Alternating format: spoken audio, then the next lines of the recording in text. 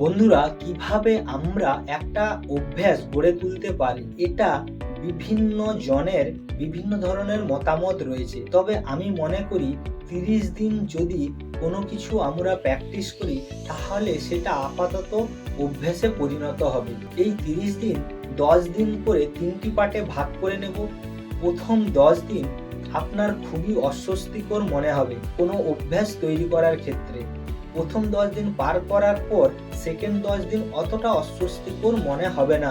পরের 10 দিনে আপনি অনেকটা স্বাচ্ছন্দ্য বোধ করবেন এটাকে করার জন্য। টোটাল 30 দিন কমপ্লিট হওয়ার পর আপনার মনে হতে পারে যে আমি এখন একটু রেস্ট নিই, এটা করলে চলবে না, তাহলে আপনি আপনার পুরনো অভ্যাসের গর্তে পড়ে যাবেন। এই 30 দিন কমপ্লিট হওয়ার পর আপনি নিজেকে এতটাই শক্তিশালী অনুভব করবেন যে যেন সবকিছু আপনি আপনার হাতের মুঠোয় এনে ফেলেছেন।